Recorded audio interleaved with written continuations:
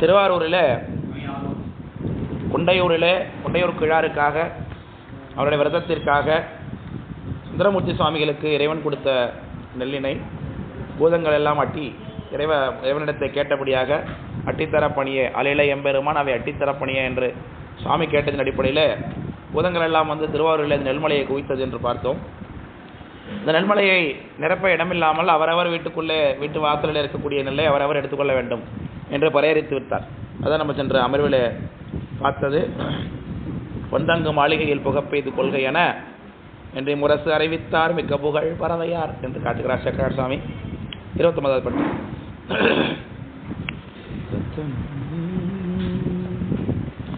அணியாரூர் மருகதனில் ஆல்கி எங்க பறையறைந்த பணியாலே மணி நிறைத்து பாங்கு எங்கும் நெல் கூடு கனியாமல் கட்டி நிகர் கலிகூர பறவையார் மணியாரம் புனை மார்பின் பந்தொண்டரே தமை பணிந்தார் என்று சொல்லுகிறார். அவங்கெல்லாம் எப்படி மிச்சம் உள்ள நெல்லாம் அவங்க கட்டினாங்க. எல்லாம் சேகரிக்கணும்னு என்ன பண்ணுறது? காலையே சொன்னோமே, நெல் கூடு கட்டணும் அப்படின்னு ஒன்று பார்த்தோமே. அது அணியாரூர் மருகுனா என்ன? மருங்குனா தான் பார்க்கும். மருகுனா வீதின்னு அர்த்தம், தெரு. அணியாரூர்னா அழகு நிறைந்த ஆரூர். திருவாரூரில் யார் சார் உருகாதவங்க? சக்கரார் சாமி. உள்ளம் ஆறு உருகாதவர் ஒருவிடை வளலார் திருவாரூர் மருங்கு எல்லாம் தெல்லும் ஓசை திருப்பதி எங்கள் அப்படின்னார். எல்லாரும் அதை கேட்டுக்கிட்டு உருகுவாங்கன்னார்.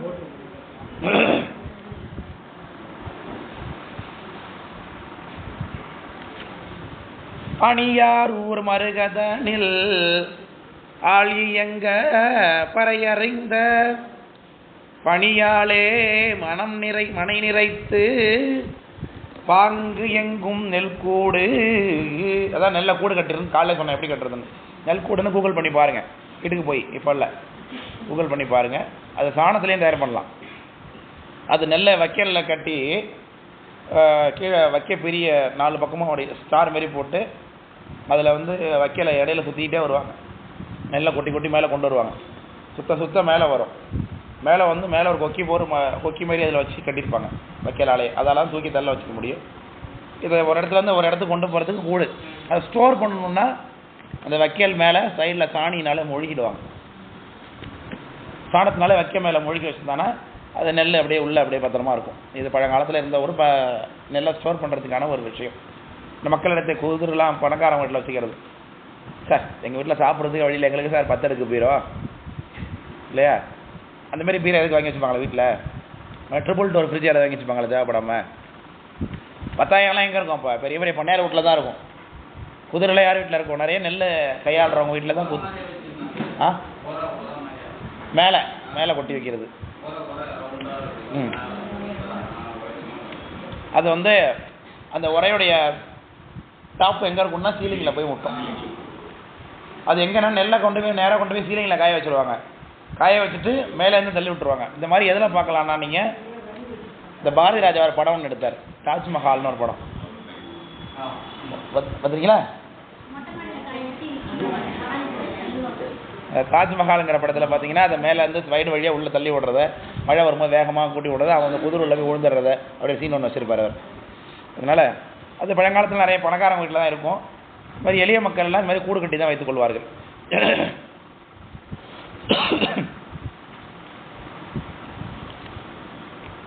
இந்த பட்டு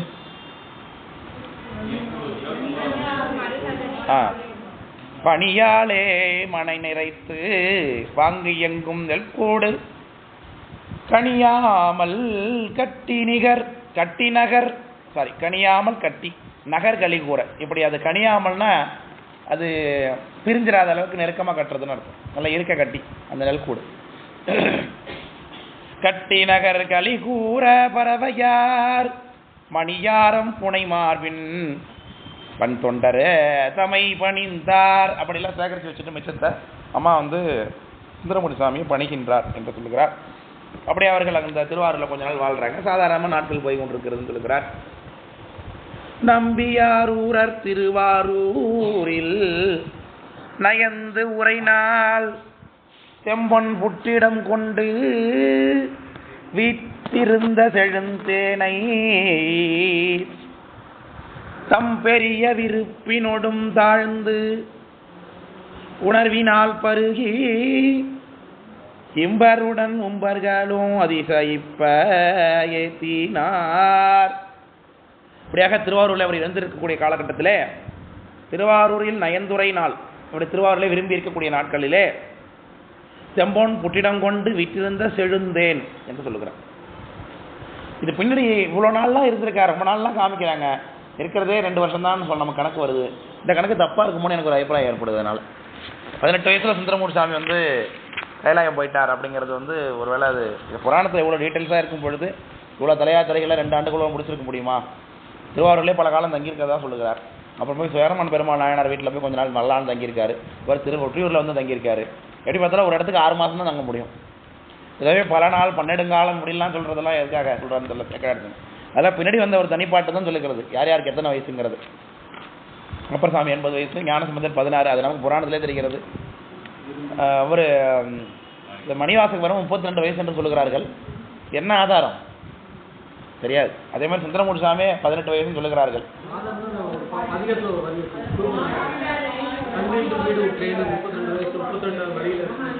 அதெல்லாம் சும்மா அதெல்லாம் 22வது வரியில கரெக்டாக வீடு விட்டுறேன்னா அப்படியா? என்ன இவங்க அப்படியே நயத்தில் இப்போ திருவாசகத்தை அப்படியே பிச்சு ஆராய்ச்சி நான் பொருள் காண்றேன்னு இவங்க எல்லாம் எழுதி விடுறதோ அதெல்லாம் அப்பெல்லாம் ஒன்று ரசிக்கலாம் வேணாம், அப்படிலாம் இருக்கலாம் ரசிக்கலாம். ஆனால் உண்மையாக இருக்குமா தெரியாது. ஒவ்வொரு உரையாசிரியரும் ஒரு மாதிரி கருத்தை அவங்க உள்ள தோன்றதை எழுதுவாங்க. அது உண்மையாக இருக்கணுங்கிறதுக்கு என்ன சார் ஆதாரம்? 32வது வயசில் வீடு விட்டுறேன்னா வேற எங்கேயுமே வீடு விட்டுறேன்னா ஒரு பாடவே இல்லையா? 4வது வரியில் வீடு விட்டுறேன்னு இங்கே இருந்தால் 4 வயசில் அவங்க புத்தி பட்டவர்னு எடுத்துக்கலாமா? அதான் ஒன்றும் கிடையாது. சொல்கிறாங்க ஒரு தனிப்பாட்டு இருக்குது, அது பாட்டு வெண்பாகுது மறந்துட்டேன். அதில் யார் யாருக்கு எத்தனை வயசுன்னு யாருக்கு அதில் வந்து முக்தி சேர்ந்தவன் வயசு எதுன்னு அதெல்லாம் சுந்தரமூர்த்தி சாமிக்கு 18 வயசுங்கிறாங்க. ஒரு 16 வயசில் கல்யாணம் ஞானம் அடைந்தார், 18 வயசில் முக்தி அடைந்தார். 2 வயசு.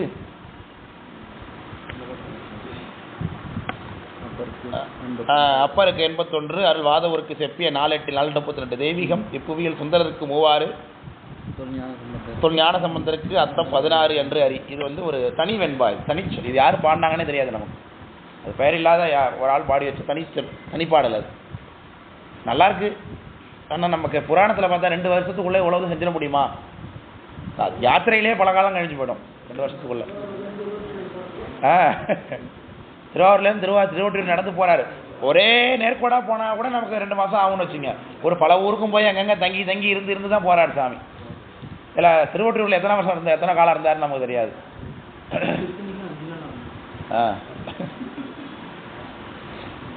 அப்புறம் மலைநாட்டுக்கு போறாரு. ஒரு தடவை மலைநாட்டுக்கு போயிட்டு திரும்பி வந்து திரும்பியும் போறாரு.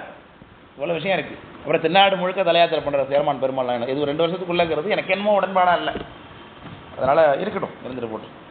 அதனால அவர் செம்பொன் புற்றிடம் கொண்டு விற்றிருந்த செழுந்தேனை, தேன்கிறார். புட்டுக்குள்ள என்ன இருக்கான்?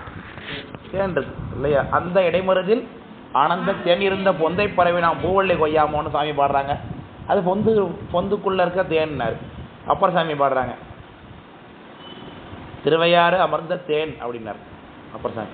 திருவையாறுக்குள்ள என்ன இருக்கா? தேன். திருவையாறு அமர்ந்த தேன் போன்ற இறைவர் அப்படின்னாரு. தேனாக அவர்கள் பாவிக்கிறார்கள். தேன் இனிக்கும், இவர் இனிப்பாரு. அன்னைக்கும் தீம்பாலை ஆவின்பா தீஞ்சவைய ஆவின்பாலை என்னார் அப்பர் சாமி. செழுந்தேனை தம்பெரிய விருப்பினோடும் தாழ்ந்து உணர்வினால் பருகி இம்பருடன் உம்பர்களும் அதிசயிப்ப அயத்தினார். அவர் பாடக்கூடிய பதிகங்கள்லாம் பார்த்து உலகத்தில் உள்ளவங்க அதிசயப்படுறாங்க, தேவர்களும் அதிசயப்படுகிறார்கள் என்று சொல்லுகிறார். இம்பருடன் உம்பர்கள்னார். அப்போ பக்கத்தில் திருநாட்டியத்தான்குடி என்று ஒரு தலம் இருக்கிறது, கஷேத்திரம் இருக்குது. அது வந்து திருத்துறைப்பூண்டி போகிற வழி. அதில் வந்து ஒரு 4 ரோடு ஒன்று இருக்குங்க. திருத்துறைப்பூண்டி திருக்காராயல் போகிற வழியில் ஒரு 4 ரோடு. அந்த 4 ரோட்லேருந்து மேற்க போகிற வழி அதுதான் நாட்டியத்தான்குடி போகிறது. நாட்டியத்தான்குடின்னு ஊர் பேரே நாட்டியத்தான்குடி. அந்த கஷேத்திரத்தில் கோட்புலி என்கின்ற ஒரு பெருமகனார் வாழ்கிறார்கள். அந்த கோட்புலி நாயனார் இவர் தான் அந்த கோட்புலி அப்படிங்கிறதுக்கு தான் சான்று அதிகமாக இருக்குது. சில பேர் சொல்லுவாங்க இந்த கோட்புலி வேற, 63 இடம்பெற்றிருக்கக்கூடிய கோட்புலி ஆகிய நாயனார் வேற என்று சொல்லக்கூடிய ஒரு கருத்து கூட உண்டு. ஆனால் சேக்கடார் சாமி அவரும் தளபதினு சொல்லுகிறார், இவரும் தளபதினு சொல்லுகிறார். 2 பேருமே படை தளபதியாக இருக்கிறாங்க. அதனால் இருக்குன்னு கொண்டாலும் தப்பு இல்லை, இல்லைன்னு கொண்டாலும் தப்பு இல்லை. சரித்திரம் அது தனியாக. ஏன்னா இங்கே சொல்லக்கூடிய கோட்புலியார் சரித்திரம் அங்கே சொல்லப்படலை. அதனால தான் வேறுபாடு காட்டப்படுகிறது. சுந்தரமூர்த்தியை சந்தித்து சுந்தரமூர்த்தி சுவாமிக்காக அவர் இந்த பொண்ணை கொடுத்தார் அப்படிங்கிறதெல்லாம் அவரோட கோட்புலி நாயனோட சரித்திரத்தில் இல்லை. அதனால் அவர் தனி சரித்திரம், அவர் வேற ஆள் போட்டிருக்கு என்று சொல்கிறார்கள். ஒரே ஊர்லேயே நான் கோட்புலின்னு 2 பேர் இருக்காங்க. அவர் பொண்ணை கொடுத்துருக்கார் அப்படிங்கும்பொழுது 2 பேரும் ஒரு ஆளாக கருதுறது தவறு இல்லை. இல்லை சார் எங்களால் ஒத்துக்க முடியாது சார், நாங்கள் தனித்தலையாக தான் கொள்ளுவோம்னாலும் அது உங்கள் விருப்பம் தான் இல்லையா? அதனால் ஒன்றும் இப்போ பாதகம் ஏற்படாது. அதனால் அந்த கோட்புலி நாயனார் புறப்பட்டு வருகிறார், சுந்தரமூர்த்தி சாமியை பார்க்கறதுக்காக வருகிறார். குளவு புகழ் கோட்புலியார் குறையிறந்து தம்பதிக்கண் அழகில் புகழாரூரர் எழுந்தருள அடி வணங்கி நிலவியவன் தொண்டர் அகுது இசைந்ததன் பின்னேர் இறைஞ்சி பலர் புகழும் பண்பினார் மீண்டும் தம்பதி அணைந்தார். ஆல்ரெடி அவர் புகழ் பெற்றவராக தான் சார் இருக்கார் கோட்புலி நாயனார். ஏன்னா ஆரம்பிக்கும் போது எப்படி ஆரம்பிக்கிறார் சேக்கரார் சாமி? குளவு புகழ் கோட்புலினர், அவருடைய புகழ் ஞாலமெல்லாம் நிகழ்ந்திருக்கிறது. கோட்புலி நாயனாருக்கு சரித்திரம் தெரியும் இல்லையா? பின்னாடி நம்ம பண்ணு பார்க்கல, புராணத்தில் முன்னாடி தான் வரப்போகுது. திருவிரையாக்களி அப்படின்னு ஒரு கான்செப்ட் இருக்கு. திருவிரையாக்களி சுவாமிக்குன்னு எடுத்து வச்சுட்டோம்னா அதுக்கு பேர் திருவிரையாக்களின்னு பேர். அதை நம்ம திரும்ப எடுத்து பயன்படுத்தக்கூடாது, சாமி காரியத்துக்காக தான் பயன்படுத்த வேண்டும். சார் என்கிட்ட வேறு இருக்குது, அதை இன்டர்சேஞ்ச் பண்ணிக்கலாம் சார்னா அது வாய்ப்பு கிடையாது. அப்படி வச்சுக்கிறது பேர் திருவிரையாக்களின்னு பேர். அவர் போருக்கு போகிறதுக்கு ட்ரை பண்ணார். நிறைய 2-3 முன்னாடி அவருக்கு நாயனாருக்கு நிறைய மக்கள் 2-3 ஒய்ஃப் பண்ணாங்க தானே குழந்தைங்க இருக்கும். 2-3 குழந்தைங்க நல்ல பெரிய குடும்பத்தோடு வாழ்ந்துட்டு இருக்காரு.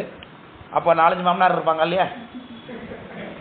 அவன் தானே 2-3 மாமனார், 2-3 மாமியார், 4-5 குழந்தையா, 4-5 குழந்தைனார், சாரி மச்சான், மாமா, அவங்கவுங்க குடும்பம், அவங்கவுங்க குழந்தைன்னு ஒரே கூட்டு குடும்பம் பெருசாக கல்யாணம் பண்ணுற மாதிரி வாழ்ந்துட்டு இருக்காரு.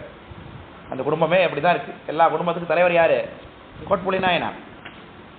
அவர் சண்டைக்கு போகிறார். அவர் சண்டைக்கு போய் சம்பாதிச்சு தான் இவங்கெல்லாம் காப்பாற்றி கொண்டு இருக்கிறாருன்னு வச்சுப்போம்.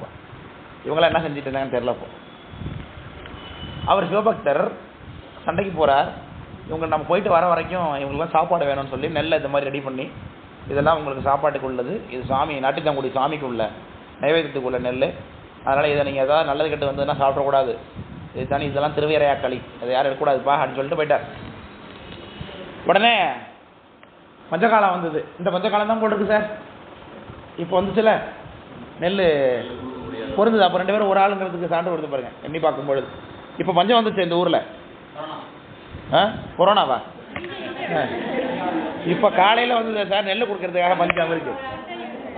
காசு பணம்லாம் இல்லை, சாப்பிட்டுட்டாங்க, தீர்த்து போயிட்டாங்க. சரி காசு வர்றப்போ நம்ம அதை வாங்கி வச்சிடலாம், வேறு வாங்கி வச்சிடலாம், இதை நம்ம சாப்பிடுவோம்ட்டு சாப்பிட்டாச்சு. அது சண்டை முடிச்சுட்டு வரார். வந்து பார்த்தா ஒன்றுமே இல்லை, எல்லாம் திருவிரையாக்களை எல்லாம் காலி பண்ணிட்டாங்க. ஓ அப்படியா, சரி அவங்களுக்குலாம் ஒரு விருந்து வைக்கலான்றீங்க வாங்கன்னு சொல்லி கூப்பிட்டு எல்லாரையும் ஒரு ரூம் உள்ள விட்டார். விட்டு ஒவ்வொரு உரையே கத்தியாலே வெட்டி வெட்டி போடுறாருங்க. எல்லாரையும் வெட்டி வெட்டி போடுறாங்க. ஆஃபீஸ் ரூம் உள்ள வாங்கன்னு கூப்பிட்டு பரவாயில்லையா? சிவாஜி படத்துலையா? அது வேற ஆயிடுச்சு. ஒவ்வொரு தான் வெட்டுறாரு. கடைசியில் சின்ன கை குழந்தை, பால் குடிக்கிற குழந்தை இருக்கு, அவர் பிள்ளை தான்.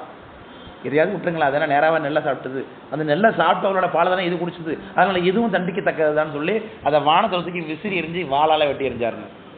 சார் இவங்கெல்லாம் எப்படி சார் நாயன் வர கும்பிட்றீங்கன்னு கேட்குறாங்க நம்மளை பார்த்து. எங்கள் அம்மாட்ட இந்த கதைக்கு சொன்னேன், புரியலாமா சாமி கும்பிடணும் அப்படிங்கிறாங்க.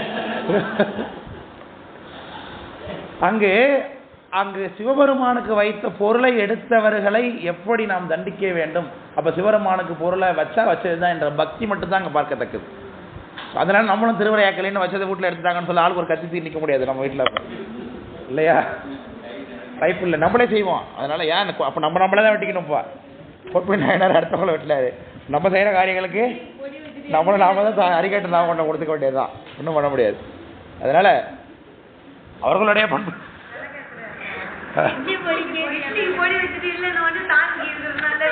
பார்த்தீங்களா?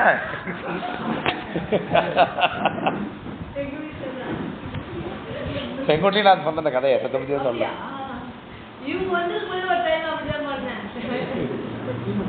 அதுவும் பூஜை தானே, அடியாருக்கு வழிபாடு செய்கிறது பூஜை தானே. அதனால அப்படி ஒரு வெட்டியார் வெட்டினார்.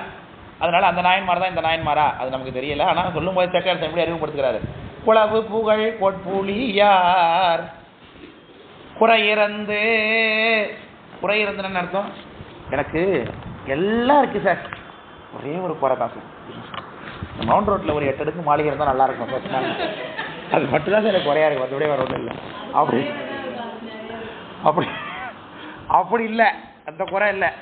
இவருக்கு என்ன குறை இருக்குன்னா, சுந்தரர் நம்ம வீட்டுக்கு இன்னும் வரலையே, நம்ம வீட்டில் வந்து ஒரு வேளை அவர் சாப்பிடலையே, சுந்தரமூர்த்தி சாமி நம்ம ஊருக்கு வரலையே, நம்ம நாட்டியத்தாங்குடி சாமி என்ன ஒரு தரிசனம் பண்ணலையே அப்படின்னு சொல்லி அவர் குறைப்படுறாரு ரொம்ப. அதனால் அந்த குறையை சொல்லி எங்கள் வீட்டுக்கு நீங்கள் வரணும் சாமி இன்னும் விண்ணப்பம் பண்ணுவதற்காக வருகிறார். அதான் குறையறந்து. குறைந்து அடைதல்னா குறுகி கொண்டு அடைதல். பல்லவ சாம்ராஜ்யத்தை கட்டி ஆள்றாரு தளபதியாக பரஞ்சோதியார்.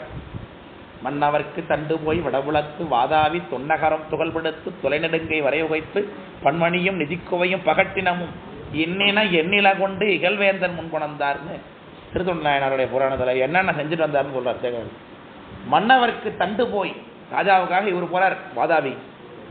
மன்னவர்க்கு தண்டு போய் வடபுலத்து வாதாவி தொல்நகரம் துகள்படுத்தினார். பொடி பொடியாக்கிட்டார் அந்த டவுனை, சிட்டியை மாவு மாதிரி பூனை ஊதி விட்டார். அந்த வாதாபிங்கிற நகரத்தையே சண்டை போட்டு ஜெயிச்சு நம்ம திருத்தொண்ட நாயனார் அங்கிருந்து அள்ளிட்டு வரார். எல்லாத்தையும் என்னன்னு எடுத்துறார், பன்மணியும் நிதிக்குவையும் பகட்டினமும் யானை மேலே ஏற்றிட்டு வரோம். துளை நெடுங்கை வரையுகைத்து இன்னின இதுதான் சொல்ல முடியாது, அப்படி எழுத்தார். இன்னின எண்ணில கவர்ந்தே எல்வேந்தன் முன் கொண்டார் அப்படின்னு நரசிம்மவரம் பல்லவண்டு கொண்டு வந்து போட்டுறார் சார். அவர்கிட்ட அதெல்லாம் சொல்றாங்க, என்ன திருநெல்வேலி பூசிருக்கு அப்படி இருக்கு, என்ன தளபதி என்ன கோயில் போயிட்டு இருந்தீங்களா, எனக்கு பிரசாதம் கொடுங்கன்னு கேட்குறாரு. அப்புறம் இல்லை சார் எப்போதும் இப்படி பூசிப்பார் அவர் சிவனடியார் தீட்சை வாங்கியிருக்காரு தர்மயாஜனத்தில் அப்படின்னு நம்மளை பற்றி பேசிக்கிறாங்க இல்லையா. அதுமாதிரி நாயனார் எங்கே அந்த ஆட்டை தீட்சை வாங்கினார் நமக்கு தெரியாது, நம்முடைய திருத்தொண்ட நாயனார். அதனால் திருநெல்லாம் பூசிட்டு இருக்காரு பொண்ணு. ஆஹா அப்படின்னு சொல்லிட்டு அரியணையிலேருந்து ஏந்துட்டான் ராஜா. தம்பெருமான் சீரடியார் எனக்கேட்ட தாருவேந்தன், ஐயோ எம்பெருமான் அடியார் என்று அறியாதே கெட்டொழிந்தேன். இவரை போய் நான் வேலைக்கு வச்சுட்டேனே, சிவனடியாரை போய் நான் வேலைக்கு வச்சுட்டேனே, இவரை போய் என்னோட வேலையெல்லாம் வச்சுட்டேனே, எனக்காக ஒரு மாதிரி பணி செய்கிற மாதிரி ஆகிப்போச்சு என்று சொல்லி வருத்தப்பட்டு அவர் காசு பணத்தெல்லாம் கொடுத்து நீங்கள் போய் உங்கள் ஊரில் தொண்டு செய்யுங்க ஐயான்னு சொல்லி அனுப்பி விட்டார். ராஜா பல்லவ ராஜா எப்படி இருந்திருப்பாரு, நல்லா இதுக்கு போகிற மாதிரி இருந்திருப்பார், அந்த WWFல அடிச்சுக்கிறாங்கள அந்த மாதிரி இருந்திருப்பார் பார்க்கறதுக்கு. அந்த கட்டு மாசான உடம்பு எப்படி இருக்கு அவருக்கு, அவர் பார்த்தா எல்லாரும் பயந்து ஓடுவான், அப்படித்தான் இருப்பார் அவர். அப்படிதான் இருக்கணும், அப்படின்னா தான் அவர் பல்லவ தளபதி. அவர் பார்த்தாலே கழிஞ்சிடுற அவ்வளோதான் இருந்திருப்பார் ஆளு சாமி திருத்தொண்ட நாயனார். ஆனால் அவரு சிவனடியார்களை பார்த்தா பயப்படுவார். அப்படி உங்ககிட்ட எதிர்படக்கூடாது, திருநூறு பூச்சிட்டு நம்ம யாரும் எதுக்க போட்டுன்னா அவருக்கு முன்னாடி பார்த்து நம்மளை பார்த்து பயப்படுவார் அவர் திருத்தொண்ட நாயனார். மேதகையார் அவங்கெல்லாம் மேதகையார், அவங்கெல்லாம் ரொம்ப பெரியவங்க. யார் திருநூறு பூச்சிருக்காங்களோ நெத்தியில் அவங்களாம் ரொம்ப பெரியவங்க சார் அப்படின்னு சொல்லி மேதகையார் அவர் முன்பு மிகச் சிறியராய் அடைந்தார், குறைந்து அடைந்தார். தன்னுடைய பெருமையெல்லாம் விட்டுவிட்டு ரொம்ப குறுக்கி கொண்டு மேதகையார் அவன் முன்பு மிகச் சிறியராய் அடைந்தார். ஆதலினால் சிறு தொண்டர் என நிகழ்ந்தார் அவனின் மேல். அவருக்கு பேரே அப்படிதான் அமைதுன்னு சொல்கிறார் சேகரன். அதனால் நான் எவ்வளோ பெரிய ஆளாக இருந்தானா சார், நான் எவ்வளோ பெரிய பலசாலியாக இருந்தானா, பணக்காரனாக இருந்தானா, யாராக இருந்தானா, எனக்கு கீழே உலகமே எங்கன்னா, நான் ராஜாவாக இருந்தானா, மந்திரியாக இருந்தானா, 90 பூசணம் ஒருத்தர் அடியாருக்கு முன்னாடி நம்ம பொருட்டே கிடையாது அப்படிங்கிறது தான் பெரிய புராணம் வகுத்து கொடுக்கக்கூடிய நெறி. அதை நம்ம பின்பற்றினா தான் சாமிக்கு நம்ம அன்பாக இருக்கிறோம் என்றே அர்த்தம். அதனால் அவர் குறையிறந்து அப்படி குடும்பத்தையே கொட்டி கொலை பண்ணுற ஒருத்தருக்கு எவ்வளோ வீரம் இருக்கும், எப்படிப்பட்ட மனசு இருக்கும், எப்படி உறுதி இருக்கும், திண்மை இருக்கும். அவர் சுந்தரமூர்த்தி சாமிக்கு எப்படி பணிந்து நிற்கிறார் அப்படின்னா இந்த சாமி நாயனாருடைய பெருமை என்ன தெரியவில்லை நமக்கு. குறையிறந்து தம் பதிக்கன் அவருடைய ஊர். அழகில் புகழ் ஆரூரர் எழுந்தருள அடிவணங்கி எங்கள் ஊருக்கு நீங்கள் வரணும் சுவாமி என்று விண்ணப்பித்துக்கிறார். நிலவியவன் தொண்டர் அகுது இசைந்ததன் பின் சரி பரவாயில்ல வாங்க, அதுக்காக அவனுக்கு கவலைப்படாது, நான் வரேன், நாளைக்கு வரேன், அடுத்த வாரம் வரேன், இந்த கிளாஸ் இருக்குது அது இருக்குது இதுக்கு நான் போகணும் அப்படின்னு நம்ம சொல்லிட்டு அடுத்த வாரம் வரேன்னு சொல்கிறது இல்லையா. நீங்கள் எங்கள் வீட்டுக்கு கூப்பிட்டு இருக்க ரொம்ப நாளாக வரோம், நிச்சயமாக வரணும். அதனால் அப்படி இன்னொரு நாள் போவோம் அப்படின்னு சொல்லிட்டு இப்போ போயிட்டு வாங்கன்னு அனுப்பி விட்றாரு. அவர் கொடுக்க வேண்டியது அவருக்கு பூஜை எல்லாம் பண்ணி இவர் அவரை வணங்குறாரு. உடனே சுந்தரமூர்த்தி சாமி அவரை கூப்பிட்டாருன்னு சுந்தரம் ஆமாம் ஆமாம் நான் அந்த சாமி பாரா. அவர் அடியாரில் பார்த்தா இவரும் பயப்படுவார் சுந்தரமூர்த்தி சாமி இல்லையா. அவருக்கு அறிக்கையாக ஆசமணியம் பாத்தியமெல்லாம் கொடுத்து அவருக்கு நல்ல தாம்பூலமெல்லாம் கொடுத்து கவனித்து போயிட்டு வாங்க ஐயா, நான் ஊருக்கு நான் பின்னாடி வரேன்னு சொல்லி அனுப்பி விடுறார். அதனால் நிலவியவன் தொண்டரகுது இசைந்ததன் பின் நேரிறைஞ்சி பலர் புகழும் பண்பினார் மீண்டும் தம்பதி அணைந்தார். அவர் திரும்பி கோட்புள்ளி நாயனார் அவர் நாட்டியத்தாங்குடிக்கு போயிட்டார். இப்போ அந்த நாட்டியத்தாங்குடிக்கு ஒரு புறப்படுறார். மறுநாளோ நாளான்னைக்கோ என்னைக்கோ புறப்படுறார். எப்படி கிளம்பினார்? உடனே ஒரு நேரம் போயிட்டு வரேன் அப்படின்னு வீட்டில் சொல்லிட்டா போதுமா? திருவாரூர் சாமி இருக்காரு, அவர்கிட்ட சொல்லிட்டு தானே போனோம் இல்லையா? அதனால் அவர்கிட்ட சொல்லிட்டு போகிறது மரபு. எந்த ஊருக்கு போனாலும் நம்ம சாமிகிட்ட சொல்லிட்டு போயிட்டு வரணும் அப்படிங்கிறது ஒரு மரபு இருக்குது. இது பெரிய புராணம் தான் கற்றுக் கொடுக்குது. அதை அந்த திருவாரூரில் ஒரே கூட்டமாக இருக்குமா எப்போ பார்த்தாலும். சாமி கோயில் உள்ள வாசலில் கூட்டம், உள்ள கூட்டம், சன்னதியில் கூட்டம், எங்கே பார்த்தாலும் கூட்டம். என்ன கூட்டம் சார்னா தேவர்கள் கூட்டம் கூட்டமாக இருப்பாங்களாம். சாமி தியாகராஜாவை தரிசனம் பண்ணுறதுக்காக அப்படியே கூட்டமாக இருப்பாங்களாமா. யாரும் வழிவிட மாட்டான். ஆனால் ஒரே ஒரு இந்த திருநூறோடு போனீங்கன்னா அப்படியே அள ஒதுங்குற மாதிரி ஒதுங்கும் அந்த தேவர் கூட்டம் அந்த அடியார்களுக்காக என்று செக்கரார் சாமி சொல்கிறார்கள். தேவர் ஒதுங்க திருத்தொண்டர் மிடையும் இல்லையா? தேவர்கள் எல்லாம் ஒதுங்குவாங்க திருத்தொண்டர்களை பார்த்து. சாமியை கும்பிடுறது நின்றுட்டு இருப்பான். அவன்கிட்ட அப்பாயின்மெண்ட் சாமி கொடுத்துருப்பாரு, நீ 4 மணிக்கு வரணும்ப்பா அப்படின்னு. அவன் 4 மணியாக வெயிட் பண்ணிட்டு இருப்பாங்க. 4 மணி வர 3 மணிக்கே முன்னாடி நின்றுட்டு இருப்பான். டாக்டருக்கு இதெல்லாம் பார்க்குறேன் வாசலில் போய். ஏன்னா இடையில யாராவது வரல போய் நம்ம போயிடலாங்கிறதுக்காக இல்லையா? அப்படி கூட்டமாக இருக்கக்கூடிய இந்த தேவர்களுடைய கூட்டத்தை திருக்கூட்டம் அடியார்கள் வந்து அவங்களுக்கு அப்பாயின்மெண்ட்லாம் கிடையாது. ஸ்ட்ரைட்டாக வர வேண்டியதான் உள்ள நேராக பின்னடா சாமியை தரிசனம் பண்ணலாம். அதனால் அப்போ தேவர் ஒதுங்க திருத்தொண்டர் மிடையும் செல்வத்திருஆரூர். செல்வத்திருஆரூர் என்ன செல்வம் சார்? முக்தி செல்வம் தான். முத்தியாகிய செல்வத்தை கொடுக்கக்கூடிய திருவாரூர் என்று சொல்லுகிறார்கள். அதனால செல்வத்திருஆரூர் காவல் கொண்டு தனியாளும் கடவுள் பெருமான். உலகத்தில் எத்தனை கடவுள் இருக்கோ எல்லா கடவுளுக்கும் மேலே இவர் தெய்வங்களை எல்லாம் ஆட்சி செய்யக்கூடியவர் சிவபெருமான். அவர் யார்? அந்த புட்டிடம் கொண்ட புராதானர். அவர் கடவுள் பெருமான் கழல் வணங்கி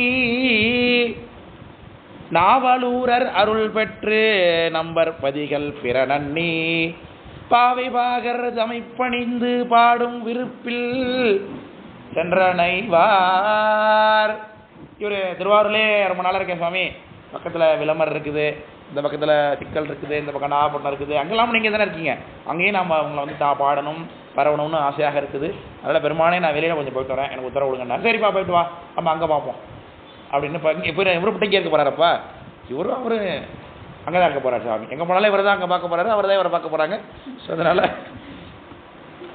காவல் கொண்டு தனியாலும் கடவுள் பெருமான்கள் வணங்கி நாவலூரர் அருள் பெற்று நம்பர்வதிகள் பிறநன்னி காவை பாகர் தமைப்பணிந்து பாடும் விருப்பில் சென்று அணைவார். எல்லா தலங்களையும் சென்று பாட வேண்டும் என்கின்ற எண்ணத்தினாலே அவர் சென்றுகிறார் சாமியோட உத்தரப்பட்டு கொண்டு. அப்போ மாலும் அயனும் உணர்வறியார் மகிழும் பதிகள் பல வணங்கி ஞாலம் நிகழ் கோட்புலியார்தம் நாட்டியத்தான் குடிநன்ன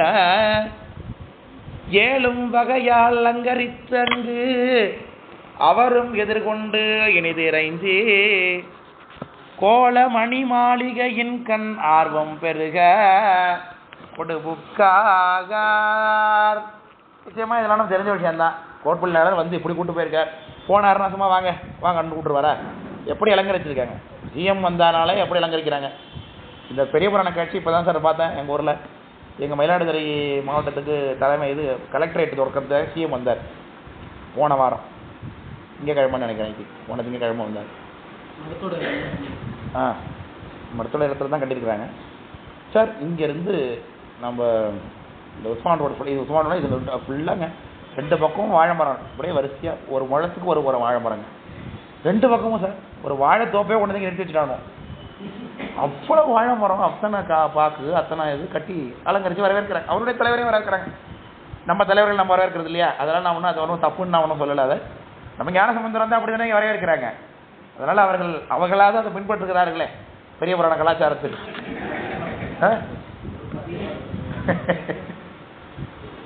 இந்த அளவுக்காவது பெரிய புராண கலாச்சாரத்தை அந்த அளவுக்கு அலங்கரித்து பின்பற்றுகிறார்களே அப்படின்னு வச்சுக்கிட்டேன். வேறு ஒன்றும் பண்ண முடியாது. இல்லை என்ன பண்ண முடியும்? அந்த அளவுக்கு நமக்கு எது அதில் நல்லதோ அதை எடுத்துக்க வேண்டியதான். அப்படி இவர் அலங்கரிக்கிறார் இந்த ஊரை. மாலும் அயனும் உணர்வறியார் மகிழும் பதிகள் பல வணங்கி ஞாலம் நிகழ் கோட்பூலியார்த்தம் நாட்டியத்தான் குடிங்கிற ஊர் நன்னக ஏழும் வகையால் அலங்கரித்து, ஏழுதல்னா பொருந்துதல்னு அர்த்தம். எதெல்லாம் அலங்கரிச்சா பொருத்தமா இருக்குமோ அதெல்லாம் சொல்லி அலங்கரிக்கிறார் அவர். அவரும் எதிர்கொண்டு இனிதிரைஞ்ச பரவழியிலே தூரத்திலே நட்டுத்தங்குடி எல்லையிலே பெரிய 10 குதிரை கூட்டின சாரட் வண்டி நிறுத்திட்டார் கொண்டு வந்து அவர் கோட்புலி நாயனார். அதில் தான் ஏறி வரணும். அவர் இவர் நடந்து போவார் எங்கேயும் சுந்தரமூர்த்தி சாமி. எங்கள் எல்லையில் நீங்கள் நடந்து வரக்கூடாது சார் அப்படின்னு சொல்லி என்ன பண்ணார், உடனே வண்டியில் ஏற்றி வர்றது, அப்புறம் வாடகை வெடிக்க, அப்புறம் கிளாரினெட்டு, அப்புறம் என்ன கரகாட்டம், ஒயிலாட்டம், மயிலாட்டம் இதெல்லாம் வைக்கிறது இல்லையா, இதெல்லாம் பார்க்குறோம். இன்றைக்கு நடந்து கொண்டு தானே இருக்குது. அதெல்லாம் வச்சு தான் கூட்டு வருவார். வீட்டுக்கு அழைச்சி வந்து வீடு திருமாளிகை, எப்பேற்பட்ட திருமாளிகை அவர் வீடுது, கோலமணி மாளிகை. அழகு அழகு, அப்பேற்பட்ட அழகு. கோலம்னா என்ன அழகு. மணி மாளிகை. அவர் வீட்டு வாசல்லாம் ரத்தனங்கள்லாம் மாணிக்கங்கள்லாம் பதிக்க வச்சிருக்காரு, பதிச்சு வச்சிருக்காரு. நம்ம என்ன பண்ணுவோம், டைல்ஸ் வாங்கி ஒட்டி வச்சிருப்போம். இந்த டைல்ஸ் அதை தான் நம்ம வாங்கி ஒட்டி வைப்போம். இவர் மாணிக்கங்கள்லாம் கொண்டு வந்து பதிச்சு வச்சிருக்காரு, சிமெண்ட்டை அடித்து அதில் பதிச்சு வச்சிருக்காரு. அவர் வீடு அப்படி இருக்கு, ஜொலிக்குது மாளிகை. கோலமணி மாளிகையின் கண் ஆர்வம் பெருக கொடுபுக்கார். சொல்லுங்க.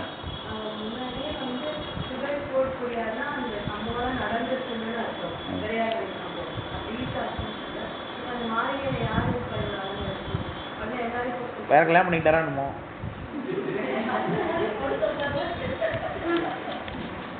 ரெண்டு பொண்ணை வேற கட்டி கொடுக்குறாரு சாமி, கொடுக்குறாரு கூட.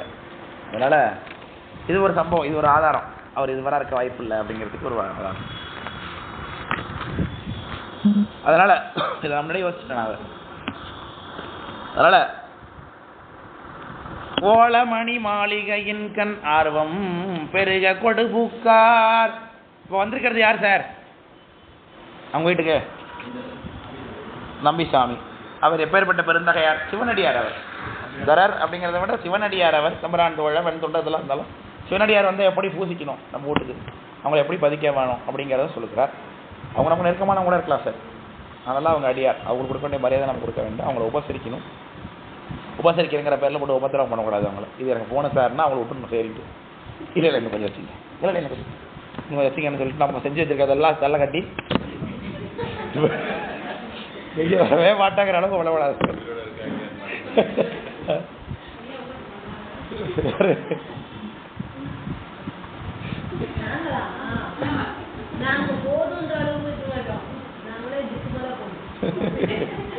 அதனால இது அப்படிதான் இருக்கணும். அடியார்களை உபசரிக்கிறங்கிற பேரில் அவங்கள போட்டு பாடாப்படுத்தக்கூடாது போட்டுக்கிட்டு இல்லையா. வரணும், அவங்க கேட்டாங்கன்னா கேட்கணும். ஐயா கொஞ்சம் வச்சுக்கிறீங்களான்னா இல்லை வேணாம் போதுன்னா அதோட நிறுத்த வேண்டியதான். அதான் நல்லது, அதான் அழகும் கூட. அடியார்கிட்ட பொதுவாகவே இது நல்ல ஒரு கலாச்சாரம் தான் இது. அதனால் சில வீட்டில் இப்போ நம்ம பொன்னமராவதி போகிறோம்ல, அந்த ஊர் பக்கத்தில் என்ன செய்வாங்கன்னா, இது நம்ம ஒரு இடத்துல இதெல்லாம் சாப்பிட்டு முடிச்சோன்னா அவங்க பார்த்துக்கிட்டே இருப்பாங்க எதை ஒரு சீக்கிரம் சாப்பிட்றாருன்னு. உடனே அதை திருப்பி கொடுத்து வச்சுருவாங்க. இது பிடிக்கவே பண்ணுது. இது ஒரு பெஸ்டடா எவ்வளோ சாப்பிடுது கண்டுபிடிக்கிறது. என்ன நம்ம கேட்டு வாங்கிக்க போகிறோம் இல்லையா. அதனால் கேட்டு வாங்கி சாப்பிட்டாலும் பிரச்சனை கிடையாது. இது போதுங்க இது வேணும்னா அதெல்லாம் அள்ளி வச்சுருவாங்க இந்த ஊர் பக்கம்லாம்.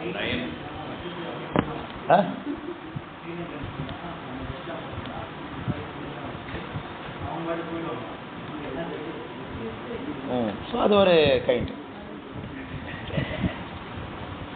அப்புறம் என்ன அவரை உபசரிக்கிறாங்க, பூசெல்லாம் பண்ணுறாங்க சுந்தரமூர்த்தி சாமிக்கு. எப்படி தூய மணி பொன் தவிசில் எழுந்தருளே இருக்க தூணீரால் தேய மலர் சேவடி விலக்கி தெளித்து கொண்ட செழும்புணலால் மேய சுடர் மாளிகை எங்கும் விளங்க வீசி குளங்களிப்ப ஏய சிறப்பில் அர்ச்சனைகள் எல்லாம் இயல்பின் முறை புரிவார் என்று சொல்லுகிறார். அவர் சுந்தரமூர்த்தி சாமி வந்து முதல்ல உட்காருங்க. சேர், நல்ல சேர். என்ன சேர் சார்? அதெல்லாம் வேணாம், தங்கத்தில் உள்ள வச்சுருக்க பாருங்க, அந்த சேர் எடுத்துருவான்னு அனுப்பி விடுறார். தூய மணி பொன் தவிசுனார். தவிசுனா சேர், ஆசனம்னு அர்த்தம். தூய மணி பொன் தவிசு சேர் தானே, அது ஒன்றும் தங்க இதெல்லாம் ஒன்றும் இதெல்லாம் தேவையில்லை, குவாலிட்டி ஒன்றும் அதிகமாக இருக்கணும் அவசியம் இல்லை, கொஞ்சம் செம்ப கலந்து விடு சார் அப்படிலாம் இல்லாமல் என்ன பண்ணுறாங்க, தூய்மையான தங்கத்தில் செஞ்சுருக்காங்களா சேரை. அப்போ எப்பேற்பட்ட பணக்காரன்னு தெரியல அவர். தூய மணி பொன் தவிசில் எழுந்தருளி இருக்க அவரை உட்கார வச்சுட்டு தூய நீரால் தூணீர். இதுக்கு என்ன பேர் வச்சா நேற்று ஒரு பேர் கண்டுபிடிச்சமே, வெரி குட், ஞான அணி இருக்குன்னு. தூணீரால் சேய மலர் சேவடி விளக்கி. சாமியுடைய பாதத்தை கழுவுறா, தண்ணியை ஊற்றி கழுவி அந்த தண்ணியை என்ன பண்ணுறது, கொண்டு வந்து நல்லா யாரும் கால் படாத இடத்துல ஊற்றிடணும். அதான் நம்மளாம் செய்வோம். யாரும் கால் படம். ஆனால் இவர் அதை செய்யலை. தெளித்து கொண்டார். தண்ணி எடுத்து என்ன பண்ணாரா, தெளித்து கொண்ட தெழும்புணலால் மேய சுடர் மாளிகை எங்கும் விளங்க. அவர் வீடு இந்த தண்ணினாலே புனிதமாகும்னு எடுத்துட்டு போய் தெளிச்சுடுறேன். எங்கே பார்த்தாலும் தெளிக்க ஸ்ப்ரெட் பண்ணுறாரு. தண்ணியை வெளியிலே ஊத்துல கொண்டு போய் சாமியோட பாதம் விளக்குன தண்ணியை.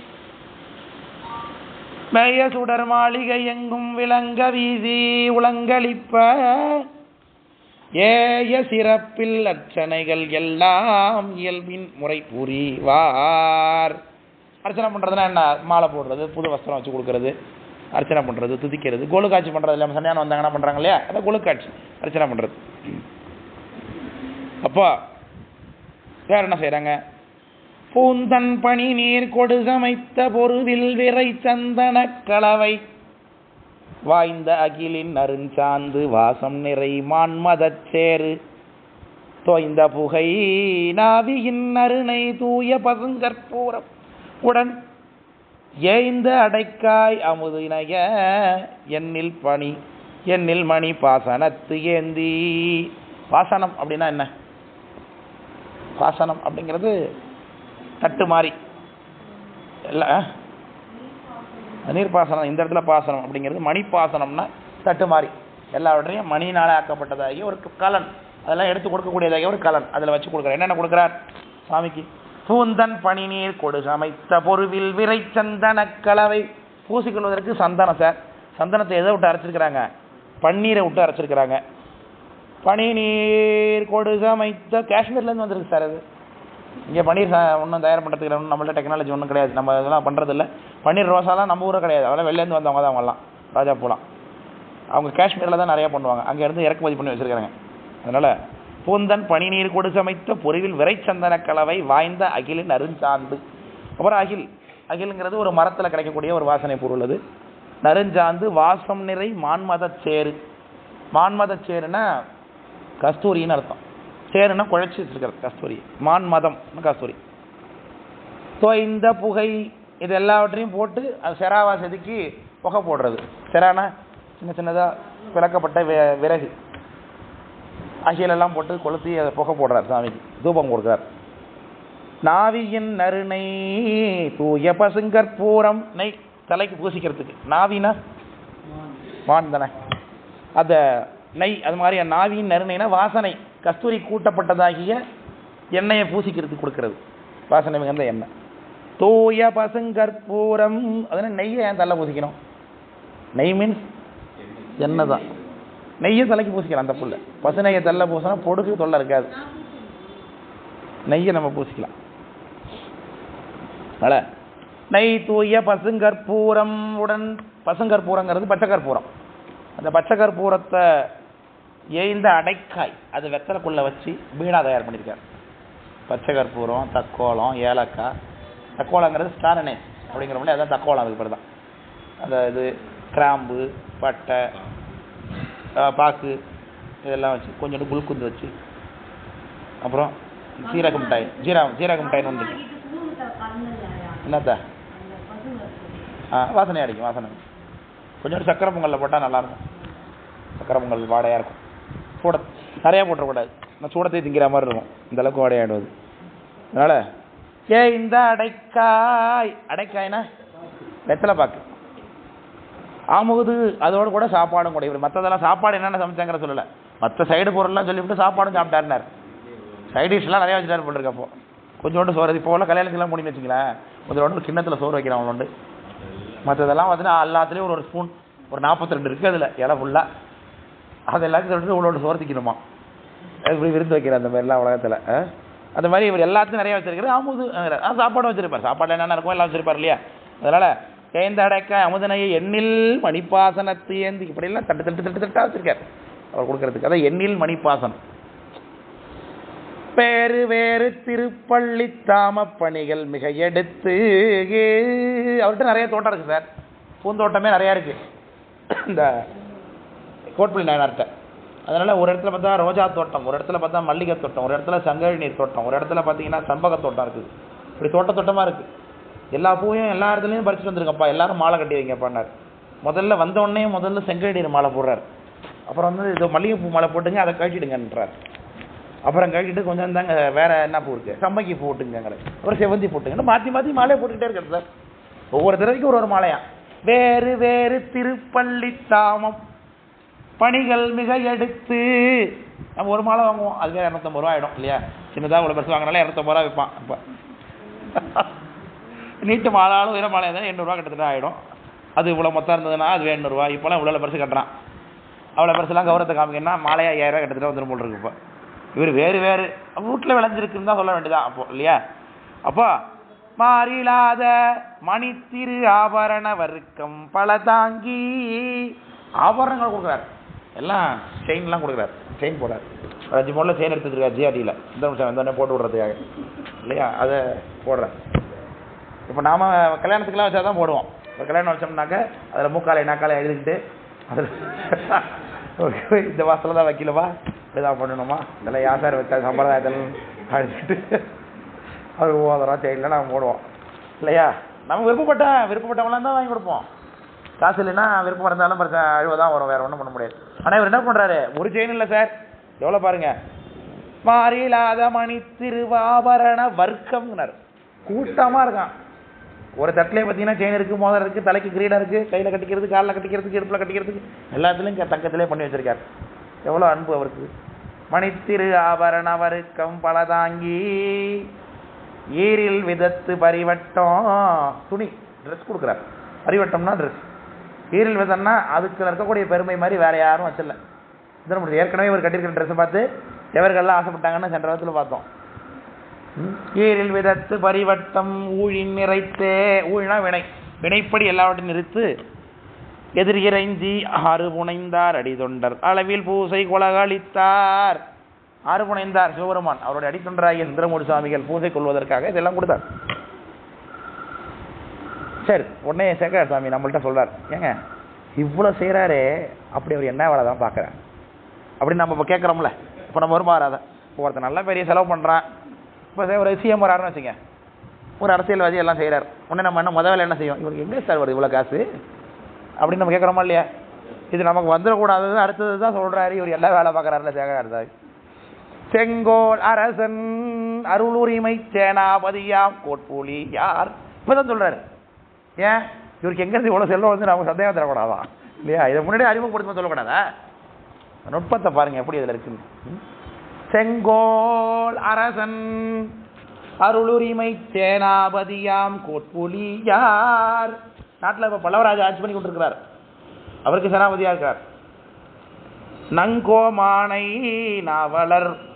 நாவலூர் நகரார் வேந்தை, நம்மளை பற்றி நம்மளை சேர்த்துக்கிறார் சேக்கார் சாமி. சேக்கார் சாமி பாட்டு சொல்லிட்டு இருக்காரு. என்ன செஞ்சார், செங்கோல் அரசருடைய தளபதி ஆகிய கோட்புலி நாயனார் இன்னார உபச்சரிச்சார்னு சொல்றார். அப்போ சுந்தரன் சொல்லலாம் இல்லையா, அல்லது எங் கோமான்னு சொல்லலாம் இல்லையா, நம் கோமான் நம்மளையும் சேர்த்துக்கிறார் சேக்கார் சாமி. அவருக்கு எவ்வளோ கருணை, அவர் நம்மளுக்கு தலைவர் சார் அவர் அப்படிங்கிற. நங்கோமானை நாவலூர் நகரார் வேந்தை நண்பினால் தம் கோமனையில் திரு அமுது செய்வித்து. கோமனைனா அரண்மனை போல இருக்கு ஒரு வீடு, கோமனை அரண்மனை. திருவமுது செய்வித்து இறைஞ்சி தலை சிறந்த பொங்கு ஓதம் போல் பெருங்காதல் புரிந்தார் பின்னும் போற்றுவார். பொங்கோதம் அலை போல அவருக்கு அலைகள் ஓய்வதில்லை மாதிரி அவர் சுந்தரமூர்த்தி சாமியார் வச்ச ஆசை அவருக்கு அடங்கவே மாட்டேது. இவ்வளோ கொடுத்தோம், அவரை பார்த்துக்கிட்டே இருக்கணும் போல இருக்கு, அவர் பக்கத்தில் உட்காந்துக்கணும் போலே இருக்கு இவருக்கு, அவர்கிட்ட பேசணும் போலே இருக்கு. அதனால தான் பொங்கோதம் போல் பெருங்காதல். ஓதம்னா என்ன, அலை. பொங்கு ஓதம்னா பொங்கி வரக்கூடிய அலை. அப்படி அலை போல அவருக்கு காதல் உண்டாகுது, திரும்ப திரும்ப போய்கிட்டே இருக்கு அந்த காதல் அவருக்கு.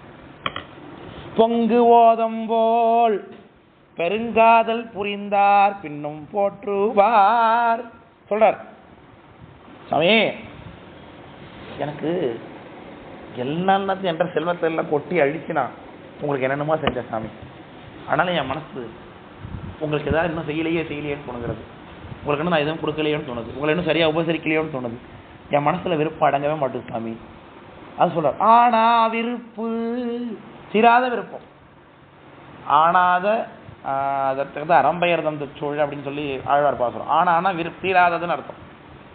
ஆனா விருப்பின் மற்றவர் தாம் அருமையால் முன் பெற்றெடுத்த, அவருக்கு கொடுத்து சுந்தரமூர்த்தி சாமிக்கு எல்லாத்தையும் சமர்ப்பணம் பண்ணி அவருக்கு தீரல போவோம். இதை விட உயர்ந்ததை கொடுக்கலாமா, இதை விட உயர்ந்ததை கொடுக்கலாமா, இதை விட உயர்ந்ததை கொடுக்கலாம்னு யோசிக்கிட்டே இருக்காரு. இதை கொடுக்கலாம் பார்த்தா டக்குன்னு 2 பொண்ணு நின்றுருக்கு. ஓ, நம்ம வச்சிருக்க செல்வமா, நம்ம பெற்று வச்சிருக்கிறது 2 பொண்ணு தானே நமக்கு செல்வம், இது 2த்தையும் அவருக்கே கொடுத்துருவோம் அப்படின்னு முடிவு பண்ணிட்டார் டக்குன்னு. தேனார் கோதை அருமையால் முன்பெற்றெடுத்த தேனார் கோதை சிங்கடியார் தமையும் அவர் பின் திரு உயிர்த்த மானார் நோக்கின் வனப்பகையார் தமையும் கொணர்ந்து வன் தொண்டர் தூ நான் மலர்த்தால் பணிவித்து தாமும் தொழுது அல் சொல்லுவார்னு சொல்லுகிறார். அந்த 2 பொண்ணு, அது ஒரு பொண்ணுக்கு பேர் சிங்கடி, ஒரு பொண்ணுக்கு பேர் வனப்பகை. சிங்கடிங்கிறது ஒரு பொண்ணு பேர், வனப்பகைங்கிறது ஒரு பொண்ணு பேரு. வனப்பகைனா ரொம்ப அதிகமான அழகுன்னு அர்த்தம். சிங்கடி அப்படின்னா அதுவும் வாசனை மிகுந்தவள், அழகியவள், பாதுகாப்புக்கு உட்பட்டவள் அப்படின்லாம் அர்த்தமாகுது அந்த பொருளுக்கு பேருக்கு. இந்த 2 பேரையும் சேக்கிழார் சாமி ரொம்ப மரியாதையாக குறிப்பிடுறார். ஏன்னா சுந்தரமூர்த்தி சாமிகளுக்கு உரியவர்களாக ஆயிட்டாங்க இல்லையா அவங்க, அதனால சிங்கடியார் வனப்பகையார் குறிப்பிடுறார். பார்த்தீங்களா, இந்த 2 பேரையும் ஒரு அடியார் தன்னுடைய 2 பொண்ணுக்கு வச்சார். முதல்ல ஒரு பொண்ணுக்கு சிங்கடி, இன்னொரு பொண்ணுக்கு வனப்பகைன்னு பேர். குறிஞ்சிப்பாடியில் அருள்னு ஒரு ஐயா இருக்கார். அவர் இந்த சாமிக்கு இந்த கொடை பண்ணுறது, இந்த தோரணம்லாம் துணியில் கட்டுற தோரணம் இதெல்லாம் செஞ்ச வேலை பார்க்குறவர் அவர். அவருக்கு பொண்ணு பிறந்தது, அந்த பொண்ணுக்கு சிங்கடின்னு பேர். 2வது பொண்ணு வந்து அதுக்கு வனப்பகைன்னு பேர். சிங்கடி வனப்பகை அவங்க வீட்டில் தான் இருக்காங்க, இப்பயும் போய் பார்க்கலாம் அந்த 2 பொண்ணு. எப்படிலாம் பக்தி செலுத்துக்கிறாரு பாருங்க.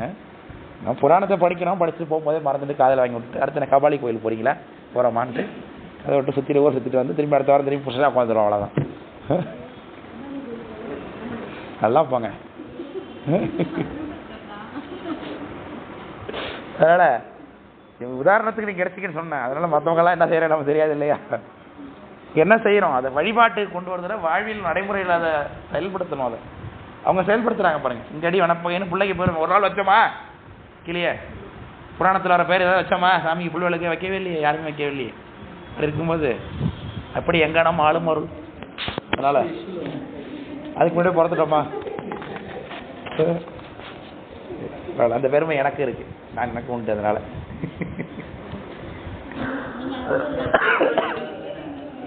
சிங்கடியார் தமையும் என் பையன் பேரு புகழிவேந்தன், ஆதி புகழிவேந்தன். அதனால எனக்கு அந்த பெருமை எனக்கு உண்டு. புராணத்தை வச்சிருக்காரா பார்த்தீங்களா? ஆமாம், பிறைசூடன் தெரியும், அந்த கேள்விப்பட்டிருக்கேன் அவங்க பேர். இது மாதிரி அங்கங்கே வைக்க வேண்டும். சாமி பேர், அம்பாள் பேர், அடியார் பேர் இதெல்லாம் வைத்து கூப்பிட்டு மகிழ வேண்டும்.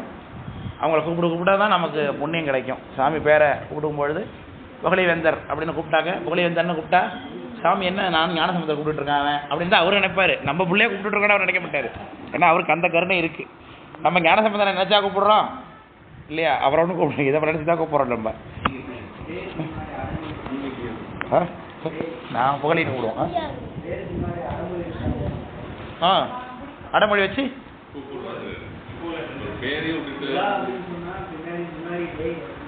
அதான் இப்ப அதான் அடுத்து சொல்ல வந்தேன்ப்பா. நம்பியார் ஊர் அவங்க முன்னாடியே இப்ப இந்த குறிஞ்சிப்பாடி அம்மா சரசம் அம்மா அவங்க இருக்கிறாங்க. அவங்க பையனுக்கு அவங்க பொண்ணுக்கு பேரு மாதினி. அவங்க பேரை வச்சுட்டாங்க. இப்ப வருத்தப்படுறாங்க ரொம்ப.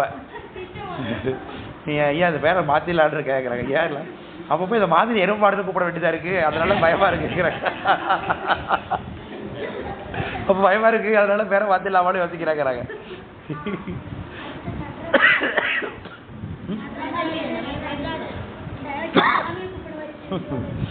அதெல்லாம் யோசிச்சா என்ன பண்ண முடியும், ஒண்ணுமே பண்ண முடியாது.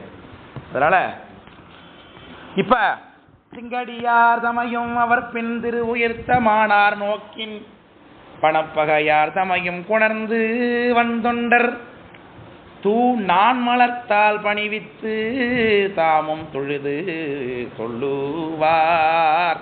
அது 2 பிள்ளைய அழைச்சிட்டு வந்து சாமி காலில் விழுந்து கும்பிடுங்கம்மா என்று சொல்லி முதல்ல கும்பிட வச்சார்.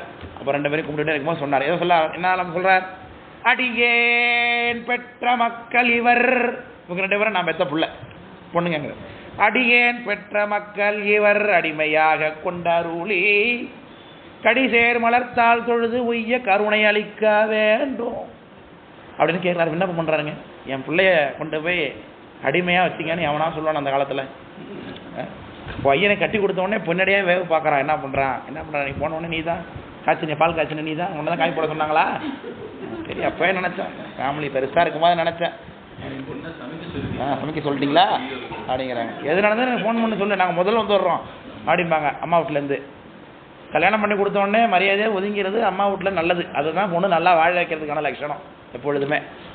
ஏதோ ஒரு நல்லது கெட்டது நடந்தால் சில கருத்துக்கள் சில அட்வைஸ் சொல்லலாம், அதான் பண்ணலாம். உங்கள் குடும்பத்தை பாருங்கிறத சொல்லிக் கொடுக்கணும். அப்போ தான் குடும்பத்தில் அது வாழும்.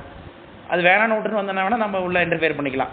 இங்கேயே அழைச்சிட்டு வந்து வச்சுக்கோம் பாதி இல்லையா. வீட்லேயே அழைச்சிட்டு வந்து கல்யாணம் ஆன உடனே அழைச்சிட்டு வந்து அவன் வேலை இப்போ என்ன பண்ணிடுறானோ, கல்யாணத்தை அழைச்சிட்டு 1-2 வேலை பார்க்குறானுங்க. ஒன்று கல்யாணம் பண்ணி அழைச்சிட்டு பெங்களூர் ஹைதராபாத்னு கூட்டு போடுறானோ, மெட்ராஸ்னு அழைச்சிட்டு போடுறோம். சுத்தமாக 2 குடும்பத்துக்கும் சப்பதம் இல்லாமல் இவங்க சரியாக கிளப்பிடுறானோ. அப்படி இல்லைன்னா கல்யாணம் பண்ணி அழைச்சிட்டு போய் இப்போ அம்மா வீட்டில் மாமனார் வீட்டில் விட்டு இவன் கிளம்பிடுறான்.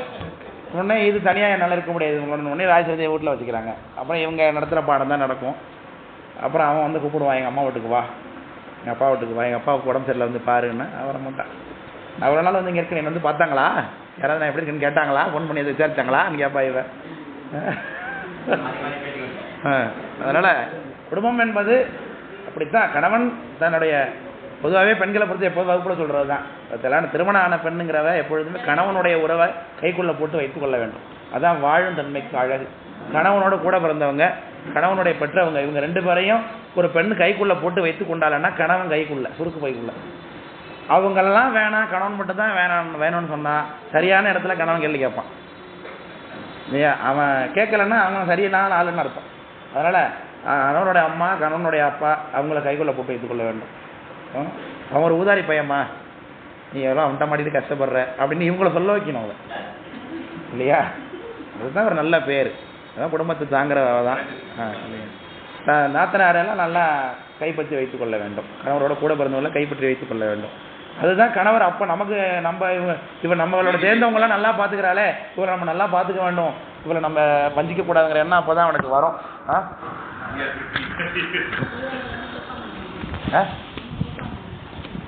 அதனால் அது புரிந்து கொள்ள மாட்டுறாங்க. அதை புரிஞ்சிக்காம பெண்கள் வந்து தாய் வீடு தான் சொந்தம், அண்ணன் தம்பி தான் சொந்தம்னு நினச்சிக்கிறான். அண்ணன் தம்பி நல்லா தான் பார்த்துப்பான், அவனுக்கு ஒரு பொண்டாட்டி வர வரைக்கும் பார்த்துப்பான், அவ்வளோதான். அதுக்கு பிறகு அது போயிடும். அண்ணனுக்கும் தம்பி கல்யாணம் வர வரைக்கும் தான். உங்க நாத்தனார் உயர்ந்தவங்க, இதனால் பார்க்குறப்ப எங்கேயே அப்படி இருக்கிறாங்க. அதனால் அடிமையாக போய் என் பொண்ணு அடிமையாக நடத்துகிறான் அப்படின்னு சண்டை போடுறான் புருஷன் வீட்டில் போய். இவர் என்ன சொல்கிறாரு, 2 பொண்ணுங்களையும் அடிமையாக கொள்ளுங்கிறார். சொல்லும் போது என்ன பக்தி. அடியேன் பெற்ற மக்கள் இவர் அடிமையாக கொண்டருளி கடிசேர் வளர்த்தால் தொழுது உய்ய உங்க திருவடியை வணங்குவதற்காக கருணை செய்யுங்க. இவங்க 2 பேரும் எப்பொழுதும் உங்களோட திருவடியை வணங்குவதற்கு கருணை செய்யுங்க பெருமானே என்று விண்ணப்பம் பண்ணுகிறார். அப்போ தொடி சேர் தளர்க்கை அவர் எனக்கு தூய மக்கள். அதான் சுந்தரமணி சாமியோட நேச்சர். அவளுக்கு 2 விழுந்து இல்லையா பிள்ளைங்க, 2 பிள்ளைங்களும் தூக்கி, ஆஹா இந்த 2 பொண்ணுகள் நான் பெற்ற பிள்ளை சார் அப்படின்னாரு. இது எப்படி இந்த அடிமையாக வைத்துக் கொள்ள முடியும் அப்படின்னு அவர் நினைச்சாருன்னா கல்யாணம் கூட பண்ணிக்கலாம் அதை இல்லையா. கல்யாணம் என்னங்க, ஆமாங்க கல்யாணம் கூட பண்ணிக்கலாம். ஆனால் ஒரு என்ன பண்ணுற தூக்கும் போதே தொடி சேர் தளிர்க்கை இவர் எனக்கு தூய மக்கள் தத்து எடுத்துக்கிறார். இங்கேயே சிவகாரம் பண்ணிட்டார். அம்மா கூட எனக்கு தெரியாது இல்லையா. ஆனால் இங்கே ஏன் அப்படி பண்ணார் அப்படின்னா, அவருக்கு பறவை நாச்சியார் தான் அவருக்கு இயற்கையை புணர்ச்சி. அவருக்கு மேலே அந்த விருப்பம் கிடையாது. அவங்க மேலே பார்த்தோன்னே மகன்மை உணர்வு தான் தோன்றுகிறது அவங்கள பார்க்கும்போது வரைக்கும்.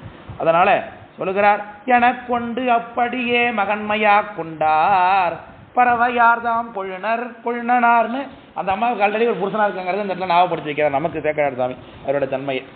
அந்த பாட்டு அதுக்கு நான் பண்ணி புரியலையே, காதல் உள்ள மயில ஆமாம்.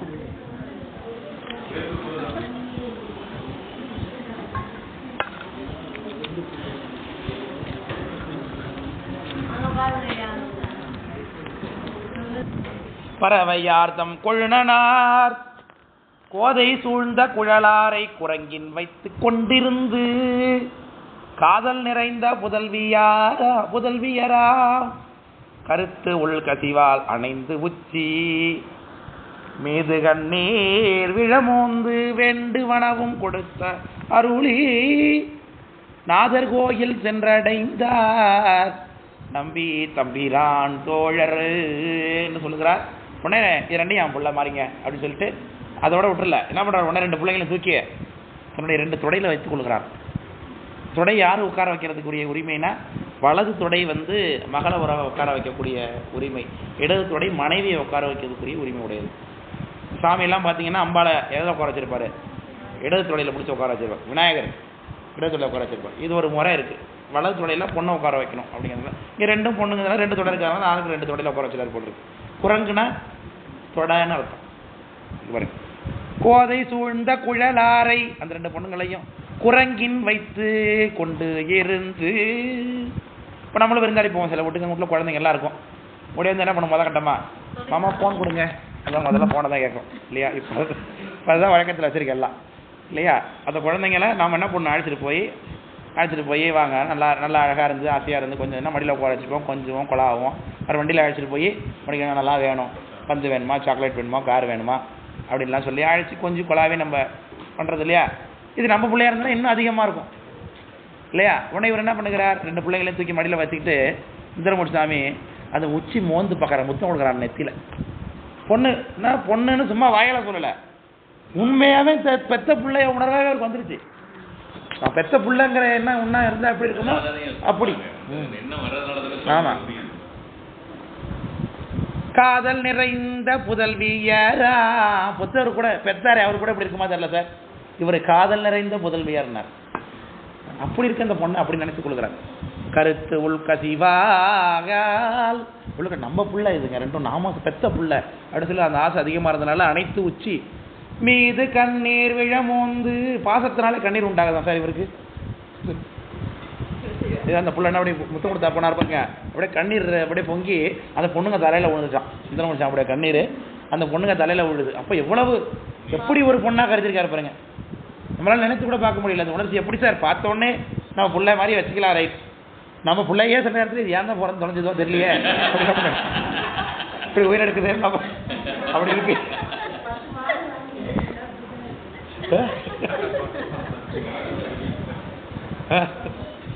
அப்படி இருக்கு நம்ம பெத்த பிள்ளைங்களே அப்படிதான் இருக்கு. இப்போ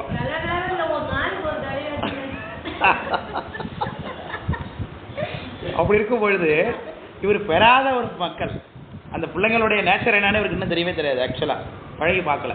சொன்ன மாத்திரத்துக்காக உடனே என்ன பண்றாரு, தூக்கி தோல்ல உட்கார எடுப்புல இதில் தொலைல உட்கார வச்சுக்கிட்டு மோந்து பார்க்குறாரு சார். உடனே கண்ணீர் வருதான் அவருக்கு பாசத்தினால. கண்ணீர் விழ மோந்து வேண்டுவனவும் கொடுத்த அருளி. சில குட்டியா உனக்கு என்ன வேணும் சொல்லுங்க அப்படின்னு கொஞ்சம் பிள்ளைங்க இதை வேணும் உனக்கு சொல்லு, சாக்லேட் வேணுமா, டேரி மில்கா, 5 ஸ்டாரா, டெம்டேஷனா, இன்னொன்று சாக்லேட் இருக்கு அது வேணுமா அப்படின்லாம் கேட்குறாரு அவர். உடனே அந்த பிள்ளைங்க என்னென்ன வேணும் அப்படின்னு யோசிச்சது கேட்குதுங்க. அப்பா இல்லையா அதனால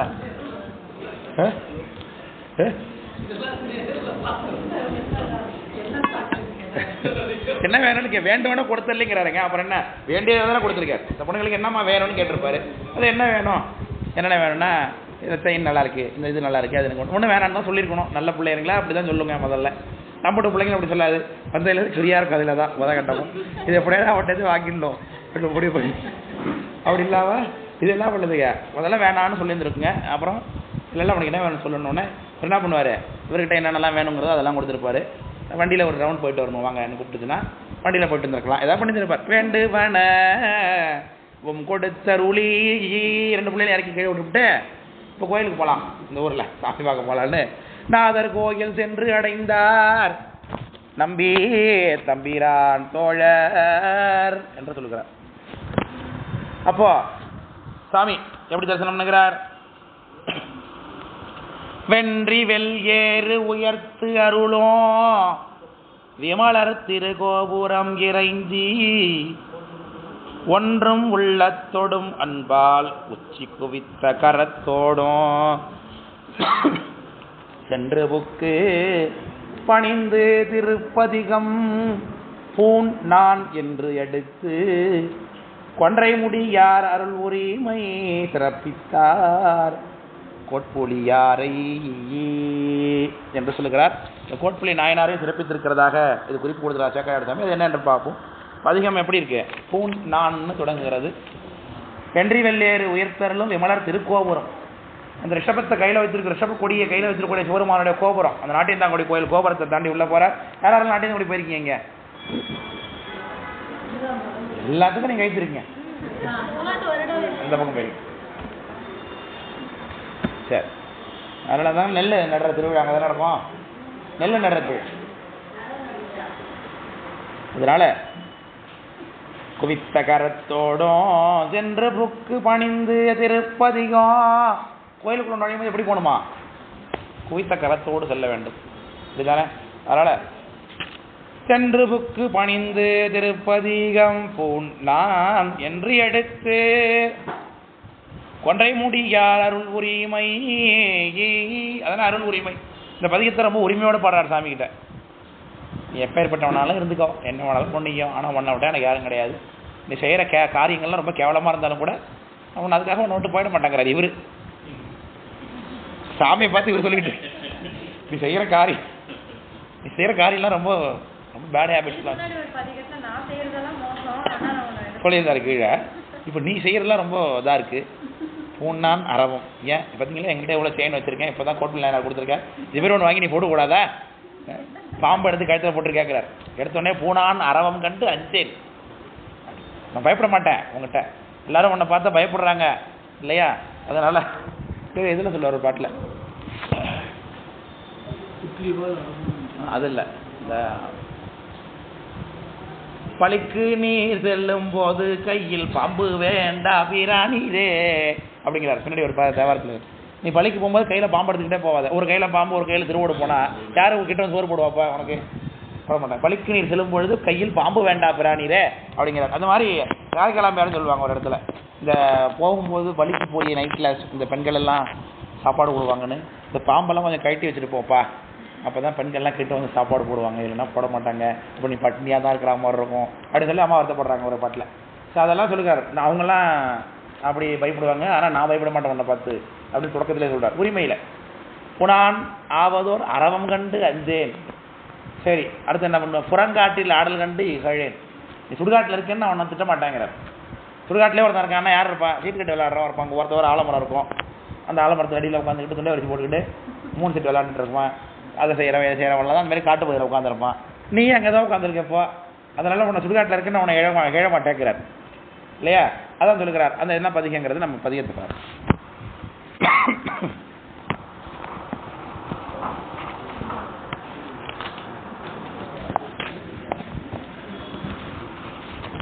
தக்கராகம்.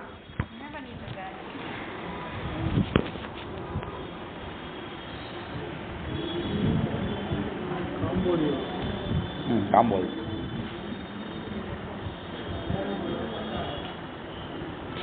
தக்கராகம் என்கின்ற பண்ணில் அமைந்திருக்கக்கூடிய நாட்டியத்தாங்குடி தேவாரம் பார்க்க போகிறோம். இதனை